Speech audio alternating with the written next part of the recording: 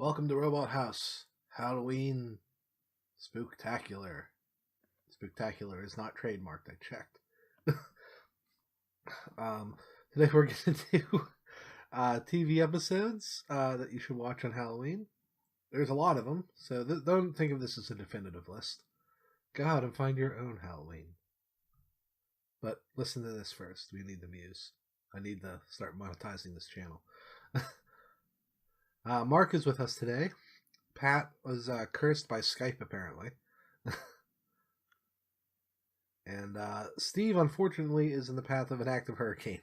So, here I am. yes. No, but seriously. Unfortunately, he is not in classic rock hurricane. He is in the phenomenon that could destroy his house. So, wish him luck.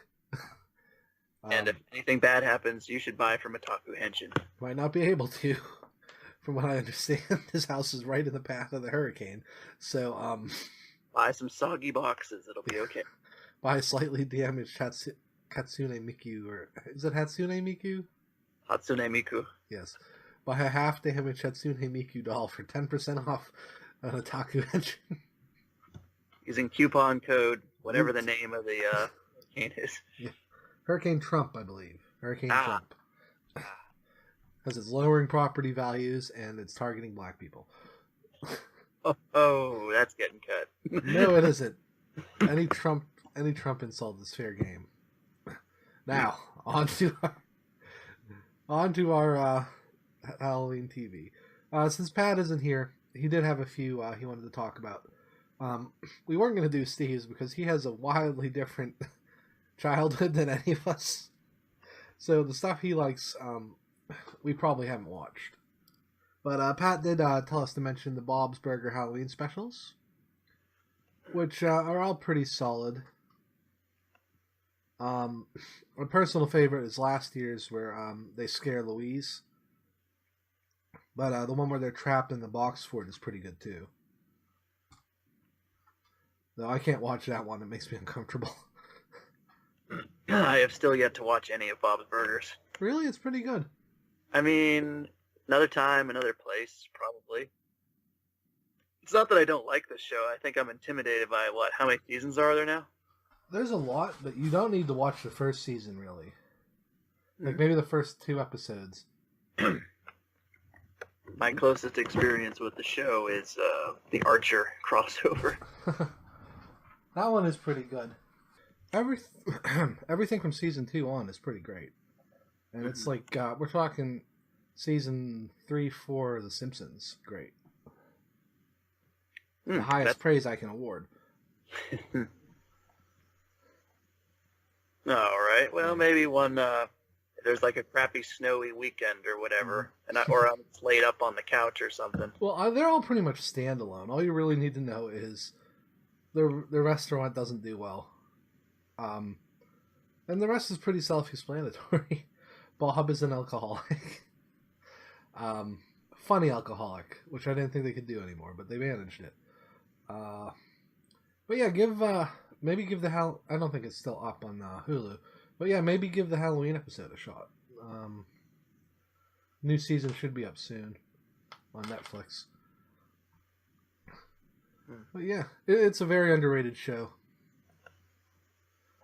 And it's ad-libbed, so it won't have the writing issues that other sitcoms that were animated might have in later seasons. Not to name names. So, now on to the list proper. We'll start with mine. This one's sort of a given. Gravity Falls Summerween, which combines all the fun of summer with all the candy of Halloween. It's Gravity Falls in general is a good show to watch whenever, but this one is specifically a Halloween episode, and they had to invent a holiday in the middle of July to do one, and it works brilliantly. They use watermelons instead of jack-o'-lanterns. And the in-universe explanation is it's a way for stores to get rid of all their old holiday merchandise. The monster of the episode is... I forget his name. I think it's the Summerween Fool, and he's all the discarded junk candy that nobody likes, like candy corn and those nasty licorice things, and how they beat him by eating him alive. It's pretty solid. We may do a Gravity Falls episode at some point, but it's a very good show. It kind of got... I'll keep the streak alive and say I haven't watched that either. You should. This one is harder to get into. It's not on Netflix. You have to basically buy it. So I can understand why it'd be harder for you to want to watch that one. It's worth it, though. It's very well constructed. And like I said, we'll probably do an episode on that someday. So next up, Mark. When Pat's not cursed. Yeah. I think Pat and I are the only two that watched. Next up, you have Treehouse of Horror 5. Yes, I mean, to do this list and not say a Treehouse of Horror would be pretty blasphemous. Oh, we have 24 of them. Yes, so picking out probably the best one is really hard, but it's my personal favorite. I mean, you didn't, but you tried. But, what do you mean I didn't? Well, I like 5, but, I mean, it has the shinin. Yes.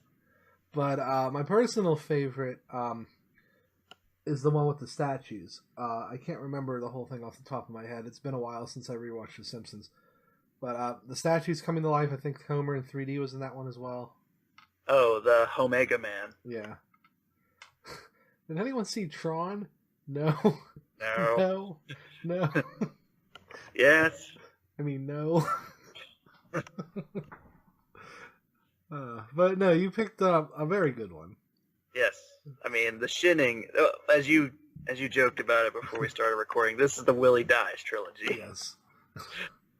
Poor I mean, the shinning is, well, obviously a parody of, well, we still can't say that one too, so we'll call it's a parody of the shinning as well. Yes. We don't want to get sued. No, we can say it. If we say Stephen King's The Shining and underline it when we speak, we're good. Ah, okay. Source cited. Good. Yes. But the beauty of, like, this treehouse, like, all three of these sketches, and, well, from both of them, but these ones have such great classic quotable lines. Yeah. Like, the time travel part with Grandpa. If you yes, ever find yourself in the past. I doubt she'll probably watch this, but in case she does, a friend of mine, her sister got married, and she actually did that toast at her wedding. See, I think anyone our age would do that. I was so happy when I do have a confession that once on Halloween, my niece was here and she was taking a nap. And I shook her and woke her up, and I did the Boogeyman speech from the gambling episode. Oh, no. And she was fine. She calmed down after a second. I'm like, it's Halloween, don't worry. I was joking. But it is Gambler. Yes, Gamble. But, like, in the shinning one, it's like no TV and no beer, something. You go crazy? Don't mind if I do. do. And usually, that's odd. Usually the blood gets off at the second floor. My only complaint with this is they didn't end with the photo. Which was a ripe opportunity for a joke. Yeah. But the TV joke hasn't aged well. They did the classic "Here's Johnny" parody where he kept going through the wrong door. It's 60 Minutes and Dateline, right? I'm Mike Wallace. I'm Ed Bradley. I'm Worthy Schaefer. All this and Andy Rooney in the next 60 minutes. But it's just amazing. It's just, yeah, that one's fantastic. And then you slip into Time and Punishment. Homer time travels when if Homer had waited only 5 minutes more, he would have been in heaven. I don't know how he got donut rain, but damn it if I don't want to find out. The first time around, he killed that mosquito. Then it's like dystopian world where Ned Flanders has to re-educate everybody. Yeah. Then he sneezed. and killed all life on Earth. The one where Bart and Lisa and everybody are giants, but he was small. Yeah. Yeah, he does kill all the dinosaurs, and killing all the dinosaurs makes Patty and Selma die. Luxury house, well-behaved kids, sisters-in-law dead. Woohoo! I hit the jackpot. Marge, I will have a donut for breakfast. Donut. Donut. Ah! Ah! Look, Mother, it's raining. Raining again. Poor Homer. Eventually, like, he just starts beating everything in his sight, and like the Kang and Kodos. I think they were in all three of these too, right? Yeah, the running gag is Mr. Peabody and Sherman. I'm the first non-Brazilian man to go backwards in time. Not the first, Homer. That's right, Mr. Peabody. Quiet, right. You. And then, yeah, he accidentally turns him into Peabody and Sherman. He has no concept of time travel. What happened to us, Kodos? Quiet, you. But ultimately, Homer gets home, and everybody has lizard-like tongues, but close enough. And then the third one, and maybe an honest opinion, it's maybe the weakest of the three, but it's still really good, is that the Nightmare Cafeteria, where basically, you know, Skinner eats Jimbo, and it just causes everybody in the school to start eating people. Yeah. Like that one was... I don't know. I've always found that one the actual creepiest. Yeah. I mean, seeing Milhouse go into the blender. Yeah. I mean, you don't see anything, but like see the way they portray it. It's visceral. Yes. And then we get the fog that turns everybody inside out. Yes. But some of the legendary parts of that one was, you know, Uderbraten. Mm-hmm. That's your third helping, young man. I think what sells it is that this is still early in the series where Skinner has Vietnam flashbacks and can go really dark at any time. Yes.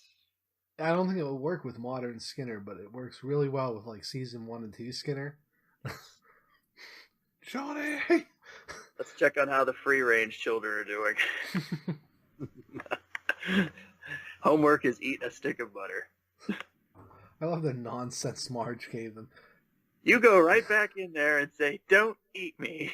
Why not just not go back to school? How hard would that be? Clearly, something will come along and save the two Simpson children. I love that. Yeah.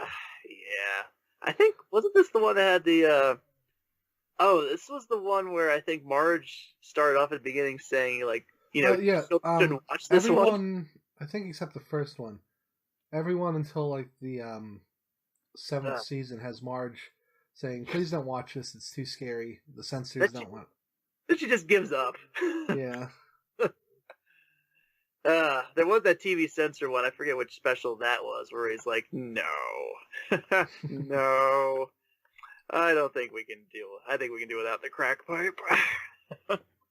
Yeah, that was one of the later ones, I think.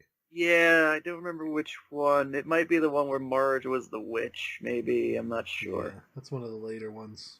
Yeah, but ultimately, I love 5. And probably if you pushed a lot of the other ones at me, I wouldn't, like, object too terribly. But, you know, the earlier ones, maybe not the very first one. I can't remember. I'd say the first one is kind of weak, but you still get the Raven by James Earl Jones. That is legendary, yes. And coincidentally, James Earl Jones is in 5 as Maggie. Yes. This is indeed a disturbing universe. So, I mean, it's kind of a cheat because, you know, you could almost put any treehouse, especially earlier ones, on here, but you got to have one, and this is the one I would pick. Oh, definitely. So, next up, Full Metal Panic Fumofu, the episode with the janitor. I don't remember the title, and I didn't want to get lost in Wikipedia looking it up. But Full Metal Panic Fumofu is a spin-off joke series from the show called Full Metal Panic, which is about a guy named Sosuke Sagara, who is basically a child soldier. who is sent to Japan to take care of a girl who is the daughter of one of his generals. And has some of that classroom hijinks stuff, but mostly it's a mech show about assassins and war. And this is a universe where the Cold War is still going on into the late 90s. So it's high drama most of the time. There's a little rom-com in it, but Fumofu drops the Cold War stuff and is focused solely on the jokey stuff. So it's hilarious. Basically, imagine if Jack Bauer had to go to high school and teach the rugby team how to play rugby. Or he meets the karate club captain and they fight, and the karate club captain knows all these crazy kung fu techniques from movies. But the best episode, bar none, is the one where they decide to help the janitor of the school. He's a living groundskeeper. They decide to help him because they accidentally sprained his ankle. Sosuke and the karate club captain. So they basically they destroy the school trying to help him, and then the last straw is they feed him a fish from his koi pond.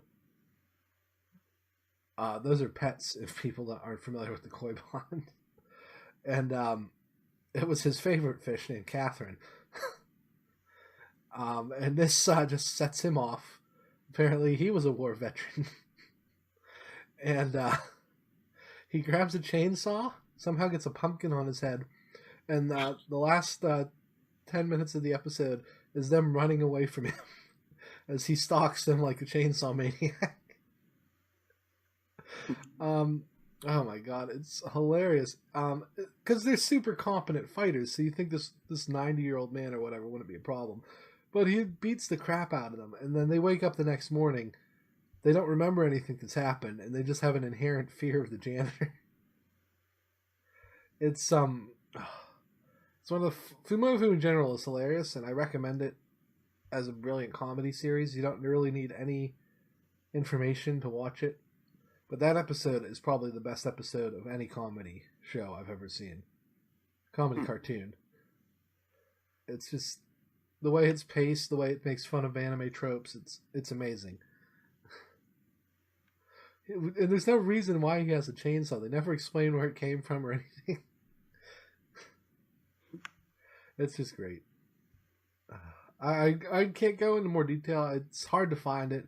I don't think Funimation has the rights anymore. But Right Stuff DVD usually has them on clearance. So you should be able to pick it up fairly cheap. For a notation for our listeners, I must make an apology for an error. The Omega Man was not the episode I was thinking of. It was actually 8 Homer Cubed. Oh, yeah, you're right. Omega Man is the one with the zombies. Yes, the neutron bomb. Yes. My apologies. I just saved a few non-existent comments. Don't worry, our listeners are very forgiving. Like that one guy in the one video. Zero Time, probably. Zero Time Dilemma. Who hated you for making all those mistakes you admitted to in the video. That'll show we're playing a game a few years ago. That's what I posted. Okay, so next up, the Hey Arnold Halloween special. Yes. What a day. In this episode, Arnold and Gerald reunite one of the tenants with their Halloween spirit. No. That's you trying to force the Christmas episode in there. It's every other episode of Hey Arnold, and you know it. No. Nope. Even Iggy, sir. Yes, especially Iggy. No. No. This one is a rather hilarious take on War of the Worlds. Yes, it pranks. Is. Mm-hmm. Well, basically, it starts off. Grandpa is planning on, like decorating the boarding house and all that, and scaring it up for their party they're gonna have and get ready for the trick or treaters. And he doesn't want Arnold and Gerald involved because it's grown up stuff. Yes. So of course those two, it's like game on challenge, and they finds out that everybody in the apartment or boarding house, and rather everybody in the city is now enamored with this UFO show. that is voiced by, well, it's a clear rendition. It's supposed to be Orson Welles. It's Maurice LaMarche. Yes, it's Maurice LaMarche, yes. Who does a very, Orson Welles does a very good Maurice LaMarche impression. Yes. But yes, it's clearly their ideas. Everybody in the city is infatuated with aliens now because of this popular show. So what they're going to do is they're going to stage a fake alien landing that night. So he has Helga and like everybody else in their class dress up as aliens. Helga even parades in front of Big Bob in the alien costume before she goes out, and he doesn't notice. She vastly underestimates how much he cares for her. Yes. Oh, Lord. So they tap into the radio broadcast to go.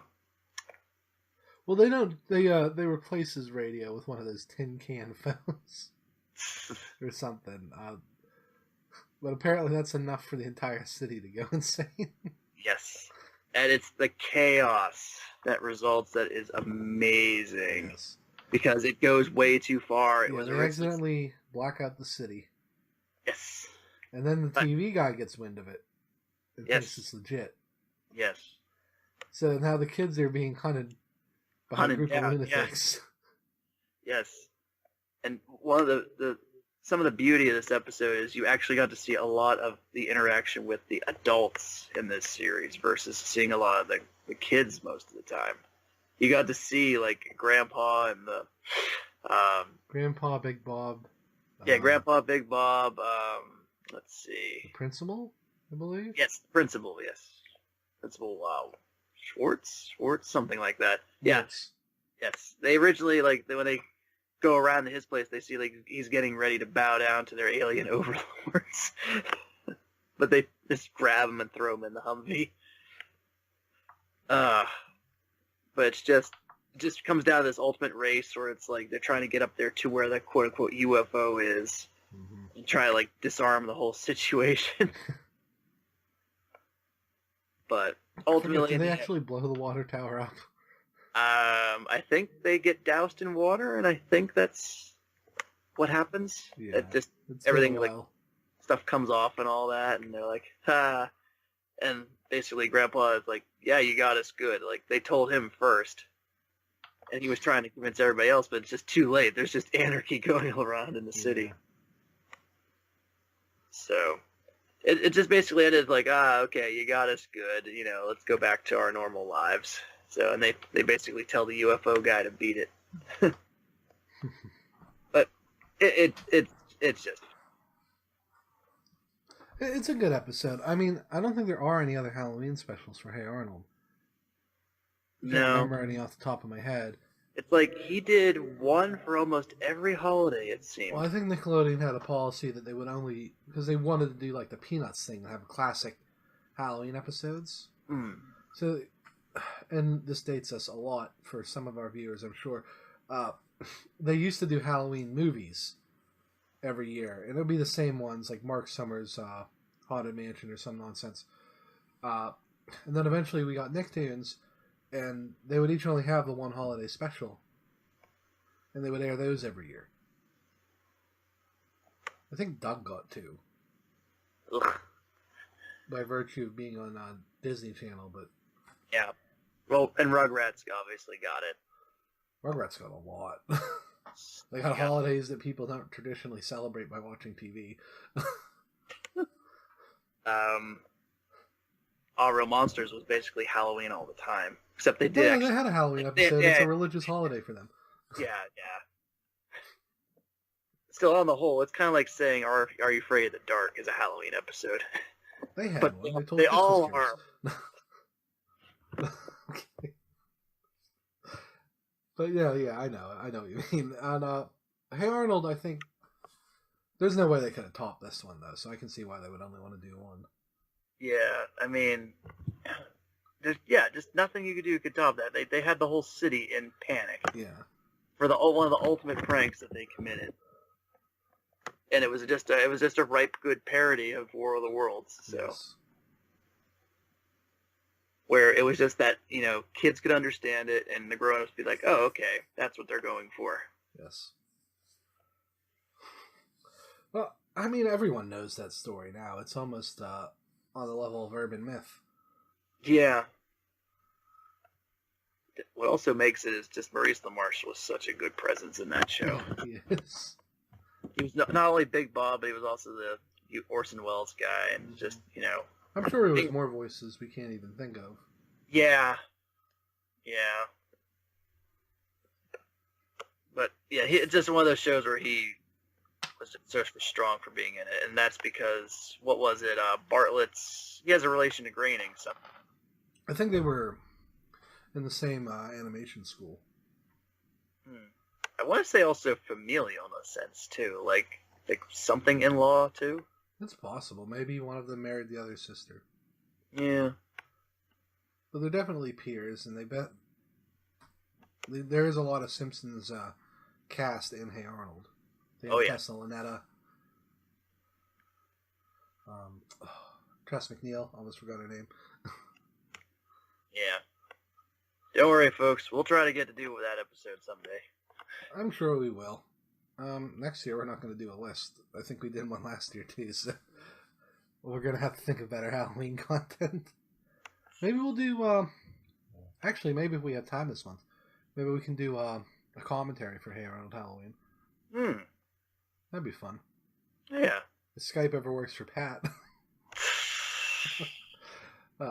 That's a big if. Yes. Okay, so next up. I picked, this might feel like a cheat, but I picked an episode of The X-Files. Boo! But cheat! I think it has a lot in common with the Hey Arnold Halloween episode. War of the Corpophages. Go on. Which is regarded by some to be the worst episode of the series, and by others, like myself, to be the funniest episode of the series, and the best. Well, not the best. The best is, I can't remember. It has, I can't remember his name. Oh, I feel so bad. Mulder and Scully. No, not Mulder and Scully. It's the one where the dad from Everyone Loves Raymond is the psychic who can predict people's deaths. I'm sorry, I'll edit it. You should know who that is because you just saw Young Frank. I didn't get a chance to. They were sold out. I'm gonna watch it. Don't worry. I got paid. I'm gonna go on Netflix, or not Netflix. I'm gonna go on Google and buy it. But anyway, I think it's. Why do I want to say Peter Billingsley? It's Peter. Hang on, I got the VHS. Yes, I have the VHS right here. Hang on. You can take my word for it that I'm reaching for it and not. Oh, Peter Boyle. Boyle. That's it, Peter Boyle. I always forget his last name. That's the problem. But okay. Yeah. Well, while I'm here, I might as well look up the episode title. Yeah. Peter Boyle X-Files. As if I didn't have my computer next to me to do this beforehand. Clyde Bruckman's Final Repose. That's the best episode of the series for my money, but it's very sad at the end. So I don't like to watch it on Halloween, which is a joyous holiday. But War of the Corpophages is basically Mulder and Scully are on vacation, as they want to do. Scully is washing her dog most of the episode, and Mulder has gone UFO hunting off the beaten path somewhere in Virginia. While he's there, he gets pulled over by a cop, and there's a lot of weird deaths related to cockroaches. This piques his interest, and a paranoia grips the town. That the cockroaches are actually some sort of alien invasion force. A few of them are killed, and all they leave are weird husks of a metallic substance. And there's just a bunch of them everywhere, and seemingly causing deaths. So the whole episode is basically Mulder meeting a cast of insane people, including an entomologist named Bunny. Yes, Bunny. Who he doesn't get to sleep with despite his best advances. Yeah. A house full of cockroaches is actually being tested as a test house for some sort of pesticides. And It basically, Scully gets there and brings sanity back to the town and explains that every murder was actually an accident caused by paranoia of cockroaches. Uh, Eventually, they finally get to a fertilizer plant where a guy is so terrified of the cockroaches, some of which eat what's in the fertilizer, that he shoots a valve off a methane tank and causes an explosion. So the body total in the episode is fairly high, but it's written in such a way that you're not sure if the cockroach did it or if somebody just being freaked out by a cockroach is what caused them to die. It's hard to explain. It's very funny, especially if you know a lot about the X-Files, because they're just Scully is so flippant about the whole thing when she gets there, because Mulder the whole time has been his serious ass self and he thinks this is legit. She gets there, she views all the deaths and figures it out, and she's just so sarcastic and rude to him because he wasted her night. It's just so funny. And at the end, you still don't know, because there are some legitimately weird things regarding the cockroaches, and they never really resolve it. So maybe there was something weird going on. So it has that sort of X-Files, maybe it was true ending, but it's one of their most solid comedy episodes, I think. And I try to watch it every once in a while when I'm feeling down. It's just also it helps that David Duchovny, when he wants to be funny, is amazing. Like, you don't see it a lot in early X-Files. This is like season 4, I think. But he's busting out his dry wit in amazing ways. So yeah, I would recommend this to watch on Halloween. Don't watch it high though; you'll get freaked out. They warn you about it at the beginning of the episode if you're curious. Wow, that's the first death. Don't huff pain, everyone. Jeez. And finally, we have Psych, Tuesday the 17th. Yes. Sean and Gus go to the Christmas tree factory. God damn it, that's not an episode. It should Christmas have been, don't Village, you think? Sir. Ironically, this was an episode that aired in February. Mm-hmm. But that's how USA works, I guess. We can put our ambulance shows on time, but not Psych. Yeah, and Chris Lee Knows Best gets to stay on forever. But we'll just defer that rant for... Yes. Anyway, the rough plot of this one is Sean and Gus are hired by an old friend of theirs from childhood. His name's Jason Cunningham. They just want to, find a missing camp counselor, and because he bought up their old camp Yes. that they used to stay at as kids. It's called Camp Tikihama. When they reach the camp, though, everything starts getting all freaky.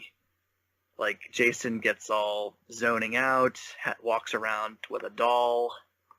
It just ticks off so many of the tropes that you see in, like, horror movies. Like, like, there's the hot girl trope, the one guy that's all, like, snarky and witty, sarcastic and such. And then all of a sudden there's, like, a murder mystery, like a Scream-esque killer running around. And then as Sean's being chased down by a guy with a knife, he then comes to realize that, it's all just an act. Yeah, it's one of those dumb adult adventure camp places. Yes. Jason there, it's all just been an act. Mm-hmm. That way they can be test subjects, because he wants to reopen, the camp to be a horror place, because the camp did have actually some history to it. Somebody had died there a long time ago. But it turned... groundskeeper or no?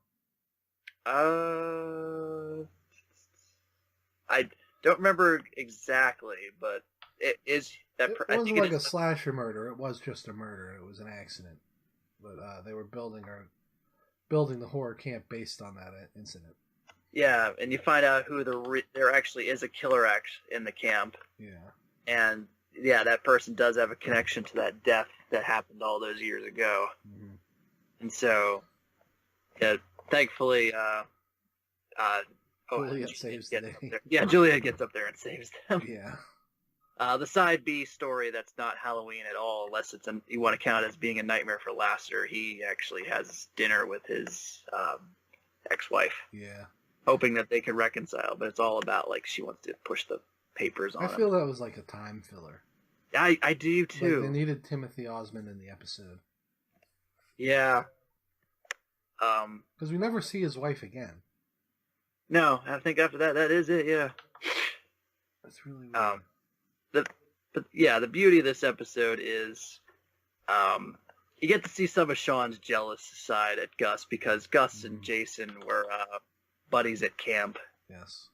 I think it was True Life. Jason and Gus were friends. Just saying. Don't ask Dule Hill if that's true. And I think they had a Rick Astley? Yeah, he made a Rick Astley pinata, and nobody knew what it was because YouTube hadn't been invented yet. And they made they dredged the pool or something, and I think it was there. He dredged the lake, and it was in there. He was looking to make sure there were no boats and stuff in it, I guess. You get to see Sean's jealous side of that. Yeah, it's always nice. But it's just a lot of folks I think noticed that it felt like a weird-ish kind of episode, especially towards the end when they would just all stare off like across the lake. But I think that's what they were kind of going for. Is like they want to parody like how those kind of movies ended. Yeah. Like how everybody just pauses and reflects and stuff. So it's only for the parody's purpose, I think. Yeah. I almost feel like they could have stretched the fake slasher thing a little longer and just ditched the real murder part. Yeah. Like it just felt tacked on. Hmm. Like, why would this guy care? They weren't using his dad's real name or anything. And obviously a background check for his employees would have shown that he was this guy's son. I don't know. It just there's issues with the end of the movie or the end of the episode that I don't have. I guess if you risk running it stretching too much, maybe you kind of have to wonder, like, is Sean really like that observant if he's been fooled all this time? He figured it out decently quick.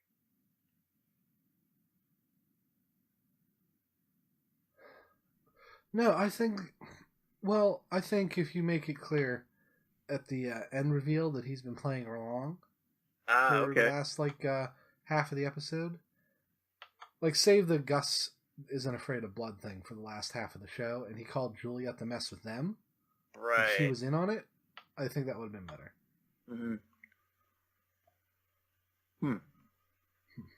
Man, do I miss this show. Yeah. It's a pity. Maybe we'll get that Monk crossover someday. Monk crossover movie. They teased it. It has to happen. But we'll see. So I think that's about it. I think we've given everyone a fair list of Halloween-y titles to watch. We actually had some stuff that was not animated, people. Yes, we're trying. But the movies we recommend next week, most of them won't be animated. No, I don't think I can think of a single one. For now. Yeah. I actually I haven't even started my list there. That's just a knee-jerk reaction. I could be wrong, but I'm pretty sure I'm right. Yeah. And then, next week we're going to do movies and... candy! Yes, candy. Halloween merch in general, but yes, candy will be a part of that. Our favorite Halloween candies from years past. Reese's Pumpkins, spoiler alert. Yes. The misshapen eggs that made their way into our hearts. But that ends this week's episode. Please like and subscribe if you enjoyed the show, and follow us at the links below. I'm at King Riptor on Twitter. Mark is Analyst Duelist on Twitter. And You can find us on Facebook, facebook.com/robothousepodcast. Steve isn't here this week, but visit him on otakuhenshin.com. That's his store. Buy now. He might need the help. And we will see you next week.